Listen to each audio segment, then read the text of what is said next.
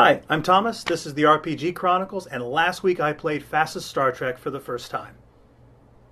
A few weeks ago I was checking out a game store near where I live. In the vintage section I came across Star Trek, the role-playing game, Deluxe Edition, number 2001, which was basically a starter set for the second edition of FASA's game based on the iconic franchise and published in 1983. It was priced at $80, and though everything in it seemed pristine, it just wasn't in my budget at that price. But a friend of mine is a huge Star Trek fan, so I snapped a picture and sent it to him. He seemed pretty excited about it, but bummed when I told him the price. Later that evening, just for the hell of it, I checked out the prices for the game on eBay, and there was a buy it now for $50, and again I forwarded it to my friend. A little while later, I get a message. You want to go in half and half? So my personal expenditure has dropped to only a $25 investment for this classic game, and I get to keep it. I'll mention at this point that neither I nor my friend Patrick have ever played it. What we are, though, is Star Trek and RPG fans, so it's ordered now, and because it is coming from Oregon and I was in Illinois, it was going to take a little while for the Postal Service to drop it off. We both had busy schedules, but we decided to play on a Friday night, and the game is supposed to arrive on Wednesday. Reminder, neither of us has ever played. I also found another friend who was interested in playing, but again, no one had ever played. But no problem, right? It was a week before we were scheduled to play, and the internet is supposed to be the suppository of all knowledge. I figured I would find some tutorials online, get a basic idea of how the system worked, and we would be fine for game night. And given the fan base of Star Trek and that association of those fans with RPG, I assumed there would be plenty of material. Yet, I was striking out and coming up empty. I did find a few videos talking about the Starship Tactical Combat Simulator that is part of the game, but nothing on how to play that component, nor the basic mechanics for the rest of the game. I was getting desperate. Game night was coming up, and the game itself hadn't arrived. I couldn't find a way to learn to play, and it wasn't from lack of effort. What I was able to discover without the core books in hand, yes, now that I think about it, I should have just downloaded the PDFs, was that it was primarily a percentile-based game, and there was a separate mechanic for the ship encounters. That's the part I couldn't really figure out. I'm not sure if I found information on a different company's Star Trek RPG, because there were many of them, or the first edition, or some homebrew, but what I found was making things sound kind of complicated. I was getting nervous because I was supposed to be the game master and still had no understanding of how the system worked. Without an idea of how to play, I knew I could not create an original adventure, so I had a new mission. Find a ready-made adventure that was not heavy on ship combat, because that's the difficult part, I thought, and pre-generated characters. I also didn't want to spend my evening creating characters for a system I really didn't know and then not really getting to use those until our next session at Christmas. Not my idea of fun on a Friday.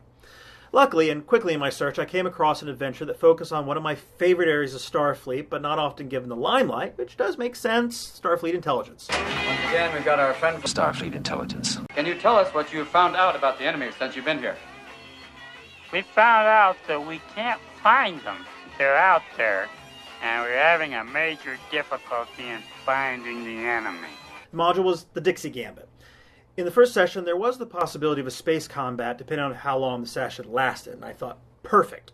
It had a storyline that seemed plausible, and I didn't need to worry about that overly complicated, seemingly spaceflight, fighting, whatever.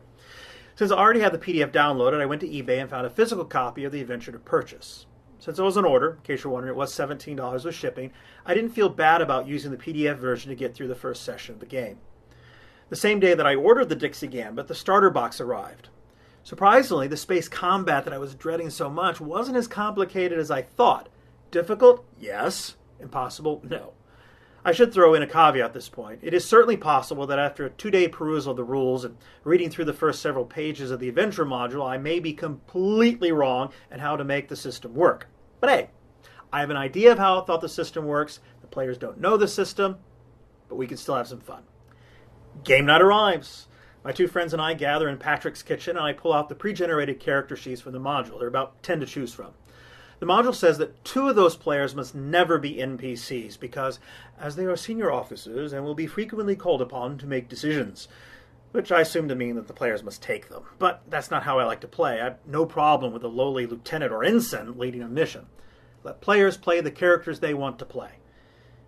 In this session, Patrick chose to play Lieutenant Sorvok, who was the first officer and a Vulcan. I just retconned that the captain was on extended leave, so he's in charge. And Francis picked Lieutenant Rujnar Abayesha, the half-human, half-Orion pilot. Knowing what was going to happen, I thought they made some pretty good choices. The basic background to the Dixie Gambit is that there are multiple units of Starfleet intelligence working in the Triangle, an area with systems controlled by various factions at the intersection of Federation, Romulan, and Klingon space. The Romulans and Klingons are heavily interested in swaying the decisions of those systems in the area, and the Federation has sent in intelligence teams to keep an eye on the illegal smuggling, determine who is supporting which factions, and just overall maintaining a sense of balance in the sector. The PCs are tasked with those responsibilities, and they've been successful, but it's been tedious, it's been monotonous, and it's been boring. And yes, all three of those mean the same thing. Lieutenant Sorvak, though, receives a priority code blue message on their ship, the Galahad, ordering him to immediately cease all activities and report to Captain Nicholas Tremaine at Freeman's Port, referencing a long-closed dossier on Operation Dixie. The Dixie mission, which is infamously known to all Starfleet intelligence officers, was an utter failure for Starfleet intelligence, with the loss of several ships and their crews. Everyone was thought to have been killed and all associated vessels destroyed in an infiltration mission against the Klingons. The message coding allows for an abrupt change in their orders and demands radio silence. Computer, seal the doors to this room. No entry without my authorization. Doors are sealed. Access secured data file Omega-1. Voice print confirmed. State clearance code. And that's our player's hook. They can gain some basic information on the Dixie mission from their computer's databanks, most important of which was the Dixie mission was under the purview of Captain Tremaine, and that his career took a nosedive afterwards, and now he's stuck on a backwater assignment. The oddities and the history really are enough to pique any Starfleet officer's interest, because that's what they're there for, answering mysteries. My players came to play, so of course they're going to say yes. They went on their radio silence and headed to Freeman's Port. I should mention at this point, from what I can tell of FASA Star Trek, it places a heavy emphasis on the role-playing part of the game. There are combat scenarios, of course, but if you remember the shows, they try not to kill anybody, which leaves room for more role-playing. Now, Francis is completely new to RPGs, and Patrick is used to D&D, which, depending upon the DM, can be heavy or light on the role-playing, and so I guess which Patrick is most aware of. It becomes readily apparent when Sorvak and Rujnar arrive at Tremaine's undercover offices and don't remember the passcode to see the captain. I'm not an impossible GM, so I remind them of their cover and the passphrase. But, geez, you'd think they didn't know anything about spycraft. Well, anyway, they meet Tremaine, and he lays out his suspicions. There's a shuttlecraft with peculiar markings reminiscent of one used by a Dixie mission ship that's come to the port. He discovers further it's from a Klingon G8 freighter, which were the ships used by the Dixie mission. Now, the ship left port before he could do any further investigation, but did discover from records that the ship, the Simone de Leon, was owned by Richmond Enterprises, located on the planet This Is It. Yeah. But it was purchased directly from the Klingon Imperial government, and here Tremaine's trail ran cold because of his position. He can't leave the planet. But this is where the Galahad crew comes in. With their current assignment, they can travel freely in the Triangle, investigating whatever is necessary. But Tremaine makes it clear that this is not an SFIC-sanctioned mission. Starfleet bureaucracy would just get bogged down and not be able to act quickly or decisively, especially since they might be thinking that this is nothing but the guilt-ridden commander of the previous mission. So he implores them, though, with their duty and honor, because he can't force them. But again, the players are here to play, and so they're going to say yes. And Tremaine reads them in on the mission, as well as the background on Richmond Enterprises and the family.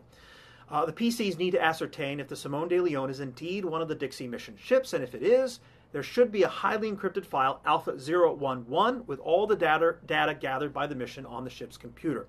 It's only possible to see if the file is actually there. It's impossible to be accessed because of further security measures. If the file is present, the ship must be retrieved. Now, they have a 19-day trip at Warp 7 to review the material and hatch their plan. The module provides two legitimate avenues into the company. There's the corrupt father, Donald Richmond, and CEO of the company, and there's also Thomas Richmond, his son, who is the vice president for operations, as well as a bit of a playboy, gambler type of character. It also suggests some possibly hanging out with the crew or gleaming some information piecemeal through the various employees of Richmond Enterprises.